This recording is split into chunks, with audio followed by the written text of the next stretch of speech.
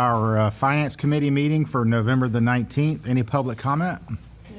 All right. For the approval section, can I get a motion to approve the minutes from October the 15th?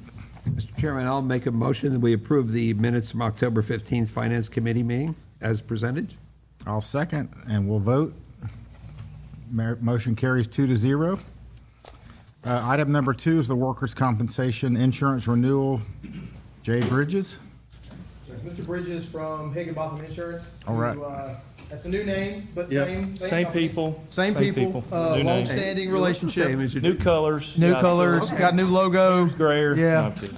That's new colors. Yep. Yeah, new colors. But Mr. Bridges is here to discuss our workers' compensation renewal, which for the first time in the last couple of years is quite positive. You can scroll down, the marketing Yeah, so- analysis should be attached.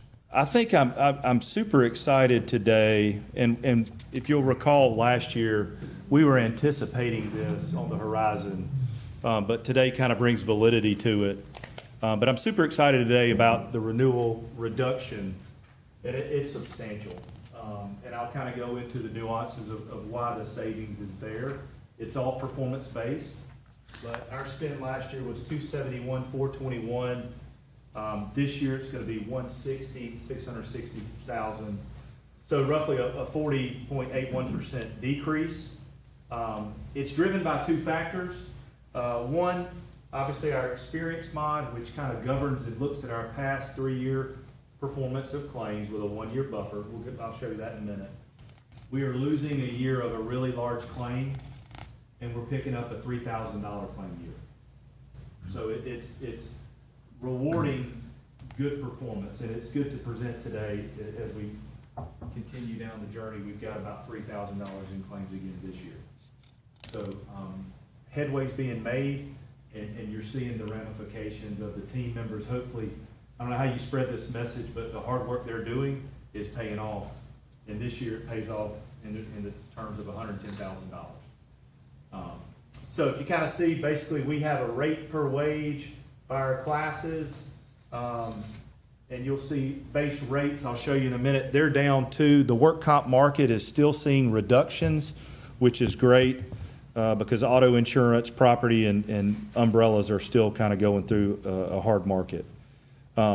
This page kind of will reiterate what I'm talking about. If you see here, we made a transition in 21 to 22 from Zenith to National Liability and Fire. That last year with Zenith, we had $583,000 in losses. The mod last year took the snapshot of 100, 164, and 583. Well, this year, we eliminate the 21 to 22 term of 583, and we pick up 24 to 25.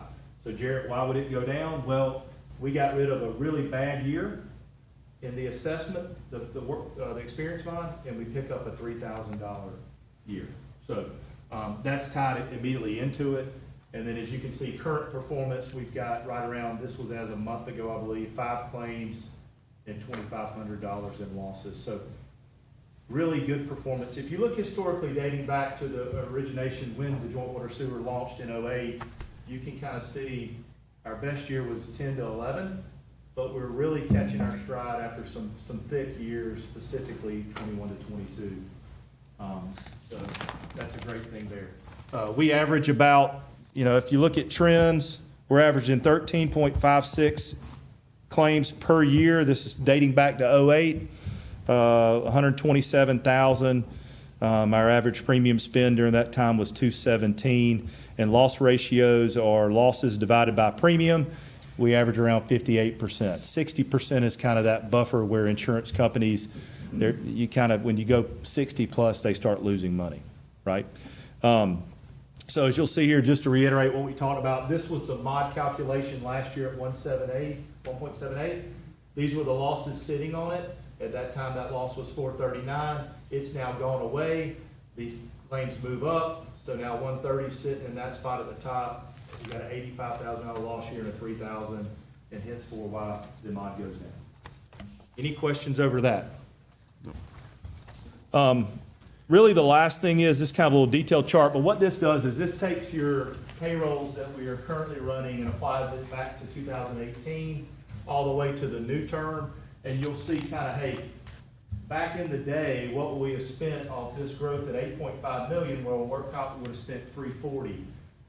So you can see dramatically, one, how base rates are reducing, but how the cost is down this year. Again, it's an epic year for where we're at, with that number. So kind of shows you some improvement. A lot of this could be experience mod related, or it could also be trending on just base rates that have been going down for 6-7 years in the workers' comp market. A lot to throw at you. Any questions? It's great news this year. So that's related to. So this is proof you are going to use algebra after high school, right? No, sir, it's proof that I know how to use Excel. Okay. That's the next best thing, isn't it? Listen, I tried to figure out this secretive X mod calculation last year. I spent a lot of hours doing it, and I got close, but I could not make it work out, so they've got some kind of proprietary formula. Yes, I mean, the experience mod takes claim activity. Yeah, there's a whole thing. Puts a cap on it. Yeah, And it takes the amount of payroll that's infused in it. yeah. Gotcha. So certain people ask sometimes, hey, what's the lowest mod I can get? Well, there's a mod that I could calculate off a program in my office that would say, hey, joint water sewer, the lowest you could ever get at 8.5 billion in wages right now would be this with no claims, right? But, you know, if you had 20 million in payroll, then you could absorb more claim activity per se, so it would be different. But again, great news today, excited about this partnership. National Liability and Fire has been a great partner. And as we see again this year, they're stepping up the table and got a great thing. Yes, sir. On this one, the top schedule has, your total loss is 164, 100, 583.9, and 029. And then down at the bottom, it's got losses of 130.5, 85 of those don't compare with the losses up above. So are you talking about these kind of numbers here? Yeah, those numbers. So keep in mind, and this is kind of Slide it complicated. a little bit more, one more chart. You're looking at the one below that? Yeah. So let's use this example, 583 instead of 439. This claim probably finished out at 583. This data was captured 6 months prior to, it was captured June of 2024. So at the time it's captured, that cost goes in there and cannot be adjusted. It also, these numbers don't include expenses, so attorney fees, litigation costs, Right. things like that. Right. This is strictly indemnity and medical payments. Does that make sense? For the first 6 months. Well, so the mod calculation is really captured 6 months prior to the Those not renewal. included up there, though, why the total losses up above? Because this is true performance that is written off the loss runs. This is data that was on the experience mod worksheet. So they're lower because these don't have expenses potentially in them from legal fees, surveillance, things like that. Or it was captured at the time 6 months prior to January 1st of 2025, so June of 2024, they grabbed that number when it was reported, and it was at 439, and over the next 6 months, it rose to 583. Thank you. Great question. Any other questions, thoughts, concerns? No. All right. You ready? Yep. All right, I'll move that the Finance Committee recommend the full commission approve the purchase of workers' compensation insurance coverage with National Liability and Fire for the policy year 2026, 2027 in the amount of $160,660. I'll second. All in favor? Motion carries 2-0. Thank you. All right, thank you very much. Maybe you could give Andrew the name of the guy that did your spreadsheet, too. He might appreciate that. I know that guy.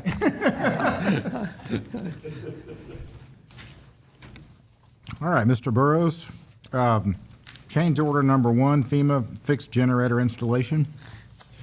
Yes, sir. As you have been aware, we have a current installation project for 8 fixed generators we purchased from Cummings through a FEMA grant program for $1.25 million. We awarded a contract in April of this year to Popco Inc. for the installation of those 8 fixed generators. 3 of them are at Academy Creek, 5 of them are well facilities. The total contract price was $4.9 million. A miscommunication occurred between the design engineer and staff. There were structural sheets and electrical sheets as part of the initial review. There were no, for the 1,500 kilowatt generator at Academy Creek, we have to demo a existing structure, pour new concrete, and build an aluminum platform around the new generator so that the panels can be accessed outside of the floodplain. We made comments on the electrical sheets, but we did not make any comments on the structural sheets, and so the engineer sent back to us updated sheets based off the comments on the electrical sheets, but did not send the structural sheets back with them. We did not catch this before and combine the drawings appropriately prior to the bidding process. So there were no structural drawings included in the bidding process. Once we discovered the error, we talked to Popco about getting pricing for this work, and Popco has provided the attached pricing of $387,042.29 to complete the structural work necessary for the generator installation and platform construction around the new generator. Staff does apologize for the error in not combining the documents appropriately. However, it did not impact the integrity of the bidding process because no one had access to the structural drawings. So everybody got the same information, so this is a change order, but due to scope changes that were not provided in the bidding process.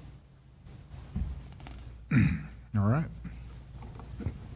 Just one thing, I understand the high priority of this work, so regardless of whatever happened, it's necessary that we need. It is necessary, what happened, and Commissioner Ford asked at the Facilities Committee, and we will be developing checklist on each submission to make sure that each submission has all the required documentation, and we will not just send back just the sheets that we have comments on, we'll send the whole package back at one time. And also, the cost likely would not have been any different. It likely would not have been any different at the I time. can't see that either, so.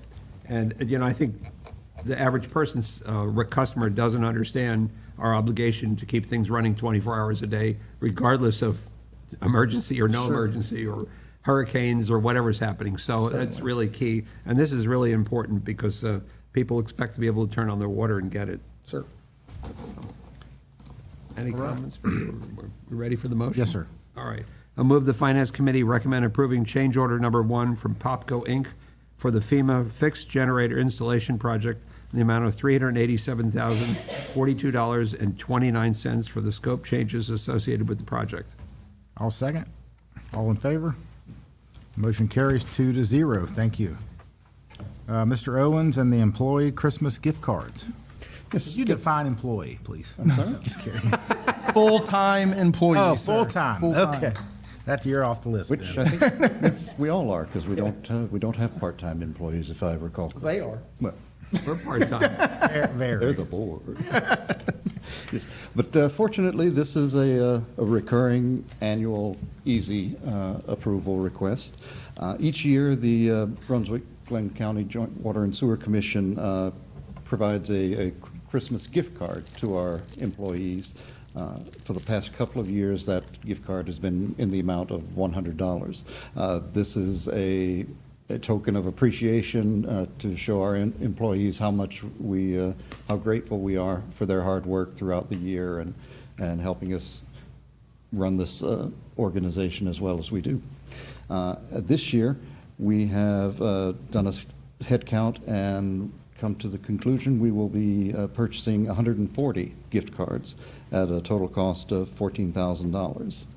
So at this time, the staff is asking the Finance Committee to recommend to the full commission the purchase and approval and purchase of $100 gift cards from Walmart for each of our employees. And this is an expense that is routinely budgeted in our annual budget. All right. All right, I'll make a motion that the Finance Committee recommend that the full commission approve providing employees with a gift card in the amount of $100 to Walmart.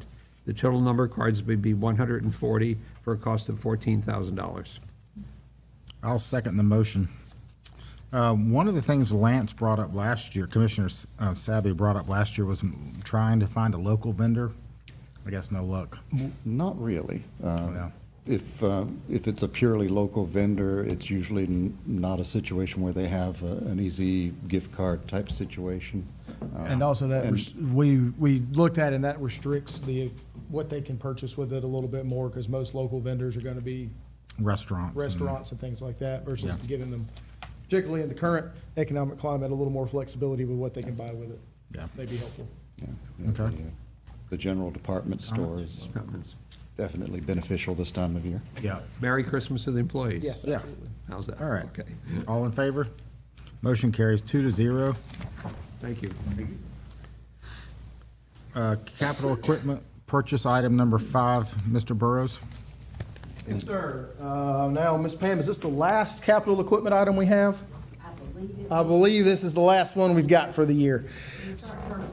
Next we'll have to, Calendar now we gotta year get or rid of fiscal stuff. year? But the last item on the capital equipment list this year is a 1.5-ton crew truck with a crane that is budgeted for the wastewater division at $125,000 and would be used by the lift station crews.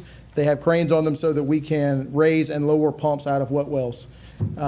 We were able to obtain pricing from 3 local vendors to purchase the chassis and then have a separate installation of the crane from Transport Equipment.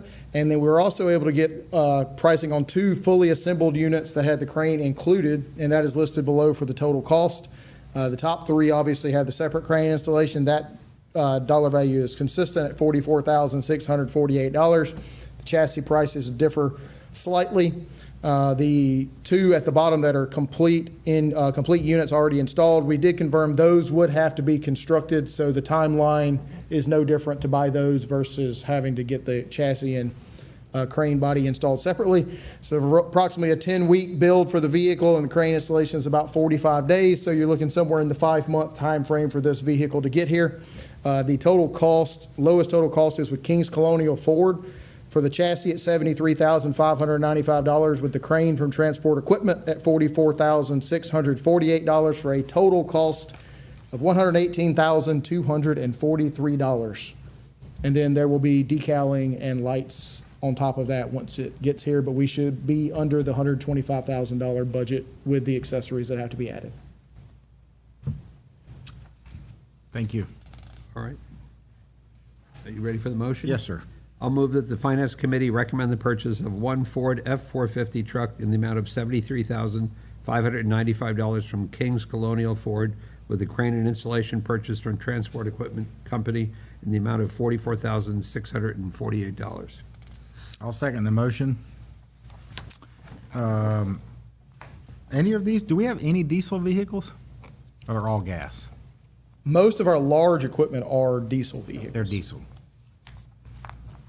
Capacity of the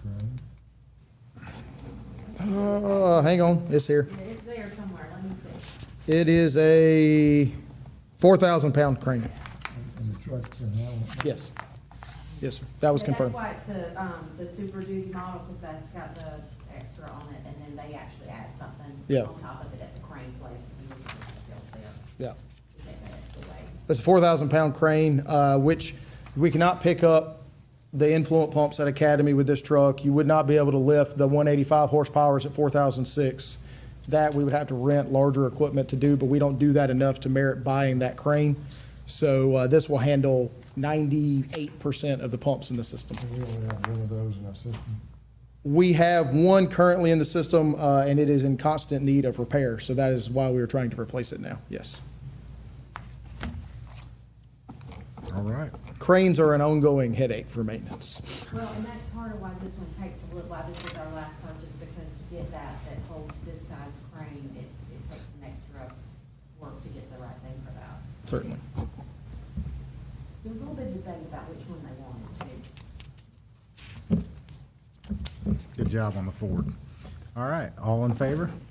Motion carries 2-0. Next item is the Dunbar Creek Wash Press Gearbox. Yes, and the most exciting item of the day, Riveting. bar screens at Dunbar Creek and at any wastewater facility, they remove large inorganic solids from the influent wastewater stream. So essentially things that are not supposed to be in the sewer system, like potato chip bags, rags, paper towels, feminine hygiene products, goldfish, Occasional bed sheets? bed sheets, yeah, a lot of plastic gets sent down, and so those get removed by a bar screen, and that is then dumped into what is called a wash press. And what that wash press does is both grind and flow water over that to remove the organic material that is inherently stuck to that before it's transported to the landfill. The gearbox that operates the existing wash press at Dunbar Creek has failed. We requested K-Machine to see if they could repair the gearbox, but the pricing to repair exceeds the cost of a new gearbox. They will also need to machine an adapter plate for the new gearbox to match the existing wash press. And while we're in the process of doing that, we are going to recommend replacing the motor that is on the system as well. Total cost for the new gearbox and motor adapter plate installation, the whole nine, $27,540. This is funded by the Dunbar Creek operations budget. All right, I'll move that the Finance Committee recommend approving the purchase and installation of a new wash press, gearbox, and motor at the Dunbar Creek WPCF by K-Machine Industrial Services LLC in the amount of $27,540. I'll second the motion. Any questions? You're right, this is a pretty exciting one. All in favor? 2-0. Okay, item number 7 is the pump replacement on I-95. Yes, sir. We operate a water production facility, which is a well facility with treatment capability, disinfection, phosphate, ground storage tank in the North Mainland District near exit 38 off of Glendale Circle. That is called the I-95 well. It is just east of I-95. The well pump has been having issues for a while and with vibrations, and it's been causing reduced efficiencies. And there was also a slight seal leak on the pump that needed repairing. The vibrations were continuing to increase, and staff had concerns that it was going to cause casing damage from vibrating through the casing. However, the I-95 water production facility has historically been the highest producing well in the system and was very challenging to take offline without having problems in the system. However, we have since brought on the Canal Road water production facility, and that enabled us to take this well down for inspection. We requested Woodrow Sapp well drilling to remove the existing well pump and motor and do a full casing inspection. They did the casing inspection and the pump and motor inspection and determined that the issues were confined to the pump and motor and not to the casing, which is a substantial savings for us. If you recall, we just had to repair the Howard Coffin casing last year for over $200,000. So this is to purchase a new pump, repair, rewind the existing motor, and for installation to be provided by Woodrow Sapp well drilling in the amount of $43,000. And this would be funded out of the water production operations budget. I have a question. Do they use cameras to Yes. inspect the casing? Okay. Just drop them down there. Drop them down there, we get access to those videos and a report. And how many feet down? Most of our casings are around 800 feet Okay. So in it's- round figures. That's a lot of inspection. Yeah. Okay. Long cord. Yeah. All right, I'll move that the Finance Committee recommend approving the purchase of one new well pump, motor repair, and associated work to be completed at the I-95 water production facility by Woodrow Sapp Well Drilling, Inc., in the amount of $43,000. I'll second. All in favor? Motion carries 2-0. Ms. Wilson, welcome back. It's good to be back. Will you roll for me? Good afternoon, gentlemen. We have before us the financial statements as of October 31st, 2025. First up is our balance sheet, page 1 and 2. Page 1, cash and cash equivalents, $3,779,000. We have our accounts receivable balance, net of allowance for bad debts at a little over 2.3. We do have a highlight for intergovernmental receivable. That was SPLOST as of June 30th. So SPLOST is collected 1 month, allocated and distributed the next month, and generally the third month we receive the checks. So those were, that 659 was for the checks received in July and August. So that now that it's back out, it is back to zero.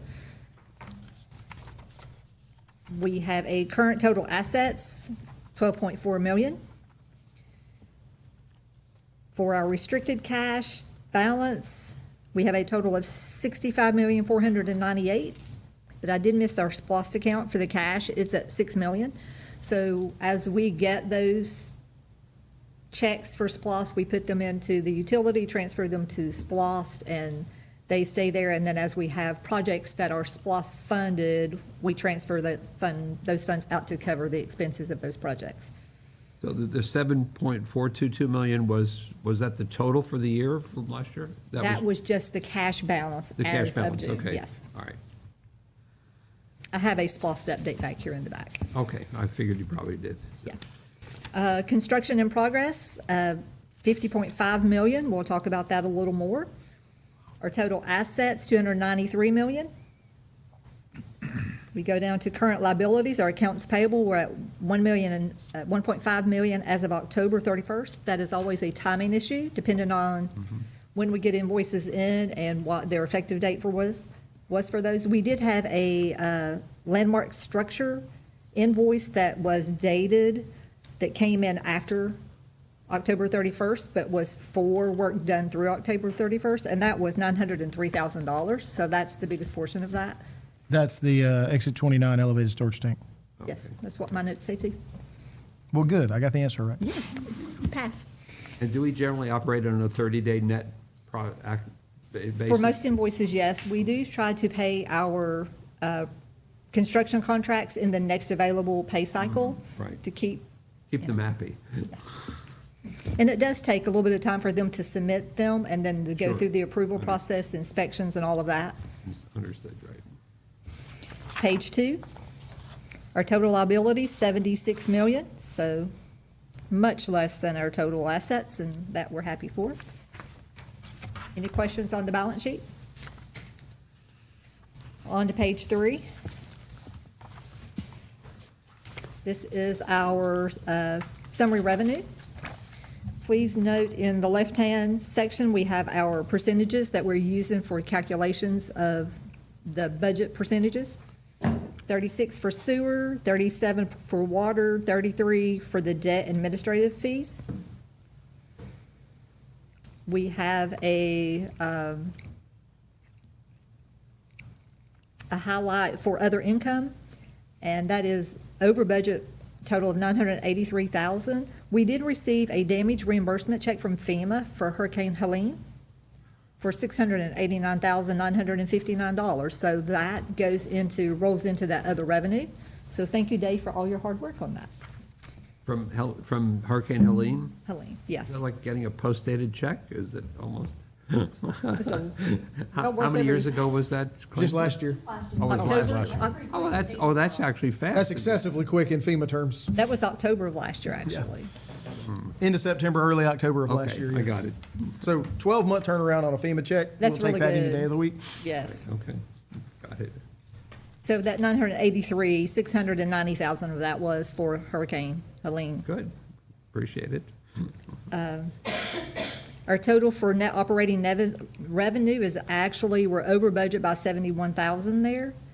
So pretty good for this time of year.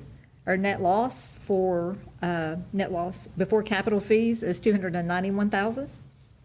This is revenue, so I'm skipping anything that is on the expense side of it. There are SPOS revenues to date, which would be our September and October checks, 659,000. But as you see, if you look to the far left, Commissioner Cook, last year's SPOS revenues were 3.6. 3.6, you're right.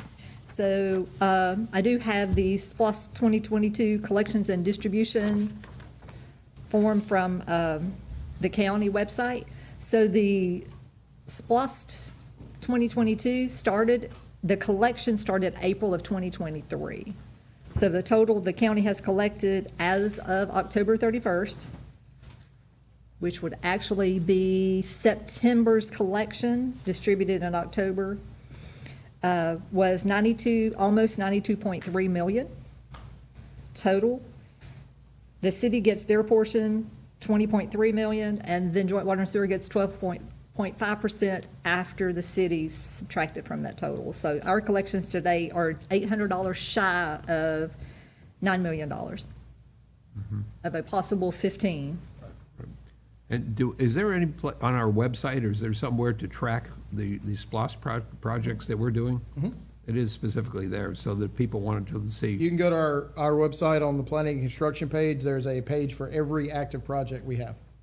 All right. That is all the pictures that we show every meeting are included on those projects. There's an update to where the expenses are. Everything's up there, updated every month. Yeah, because I see the county does a quarterly report also and Yeah. updates what things are going on, so. So, and this collections and distribution is from the county website. Okay. Any questions on revenue? Is that the new county website? It is. Right. On to page 4, our expenses. We have highlighted finance, over budget of $480,000. That, most of that is group insurance-related items. Our group insurance is over budget to date, and along with reimbursements, that makes up that most of that $480,000. We have wastewater treatment plants, they're over budget $911,000. That is, POs. well, not even, yes. Mostly 900 is oxygen and biosolids. Biosolids, electricity is over, and equipment repairs, rentals, and the oxygen. That's the top factors in on that. So our POs are a little over 1.1 million, Okay. and operating expenses with actual expenses and POs of 1.8 million.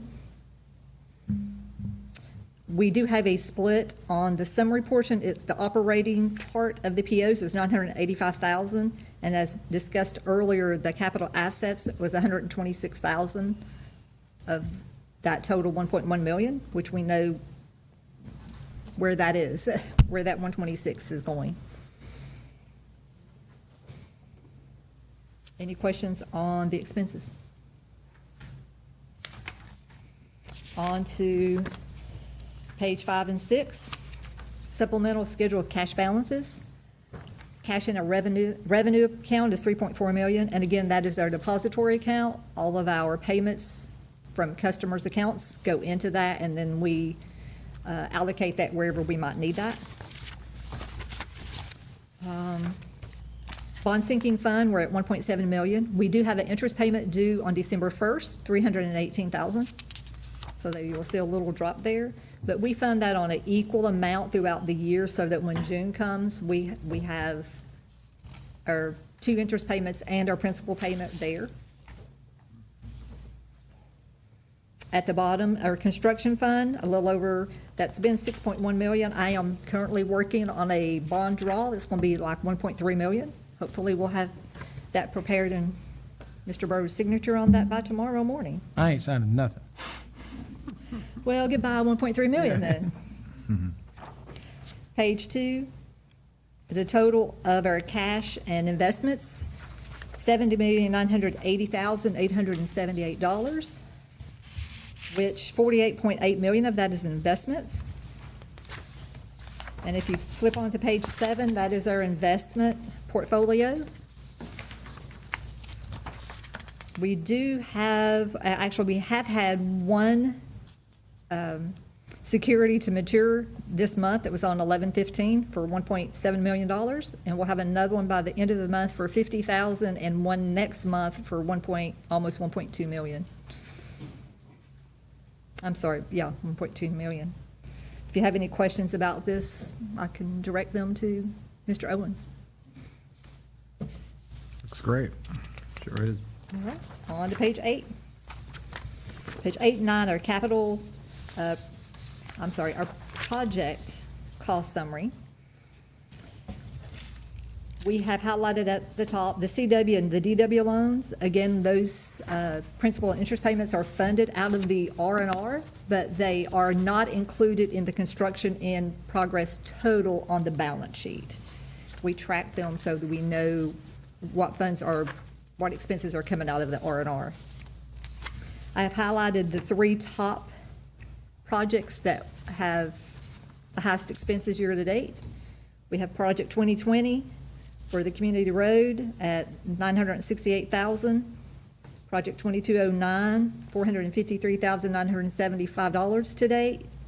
And the splost exit 29 tank That's all 3. That's the tank, the well site, and and the, the, okay, The whole, And yep, all the 3. entire project, yeah. yeah. $3,086,000. Right. At the bottom, highlighted in the yellow, is the 50.5 million and that is for these projects from the beginning of their work till to date. So quite a few projects making up that $50.5 million of construction in progress. I did miss one project being capitalized, the project 2203 for a whopping $21,970 will be capitalized and moved to the bottom of the sheet. And we have A couple that's a half getting- dozen or so that we're just waiting on record drawings from the engineer for us to close out. Okay, yeah. On to page 9, at the top is the one project that I did manage to get on here that is finalized. It's done, capitalized, and now it's showing on the bottom, it's $1,084,574. The Highway 17 North Pump Station, That's completed, closed out now, yes. Nice. and looking much better. We did have to wait on record drawings for that one because we did the design in-house. I was gonna say, The total there in the green, the $7,886,947, that is the expenses to date just on projects. So we have had a lot of progress this year on projects. And the bottom section, or the rest of that is those expenses that make up that 7.8 million. That's the split for the funding sources. And there's, sorry, I thought I had one more page that did not make it on the bottom of that for the capital improvement fees. Our capital improvement fees to date is $765,459. So over half of that has come from North Mainland. 392,000. So how come North Main? Yeah, that's where the bulk of it comes from, yes, sir. And that's higher than normal? I won't say it's higher than normal, it's about on par with where we've been. St. Simon's, 181,000, North Mainland, 392, South Mainland, 47,000, almost 48,000, and Brunswick, 143,000. To make up that 765,000. With the expenses coming out of the capital improvement fees, a little over 1.5 million. Any questions on the financials? thank you. Thank you. Thank you very much. Tap fees, what, do we subsidize any of those? for No. anybody? We assist on certain people's water supply. We can do customer assistance program things for past due bills and things like that for people that qualify, but capital improvement fees are not subsidized. We do allow them to be financed for existing structures that want to get on our system, but new construction must be paid in full before meters can be set. All right, thank you. All right. Anything else? Only thing I was going to bring up, we have went through the short list and demoed 5 ERP softwares over the past month. And we are checking references, calling those references now, getting them to answer some questions if they're so gracious. And we may be setting up a couple of site visits just to go look at the software from the people that are using it day to day and not the sales personnel that are telling us all the great things about the software. And hopefully we will have a recommendation for us to enter into negotiations with a vendor at the December meeting. Now, we'll have to negotiate a contract because those things, scopes change, things like that as we go through it. But hopefully we'll have something to you at December for your consideration. The key is speak to the finance directors. They will tell you the truth, straight up. The numbers do not lie. No, and they don't lie either. I will say they should, those demos, if you really need to go to sleep at night, those sitting through those demos are the best way of doing it. Well, they were interesting. They get a little bit They're a little dry. slow from time to Little dry. time. I'd rather talk about wash press gearboxes, but that's just me. That's an option. That is an option, yes. Motion to adjourn? I'll make a motion to adjourn. Second. All in favor? All right. 2-0 adjourned. Okay.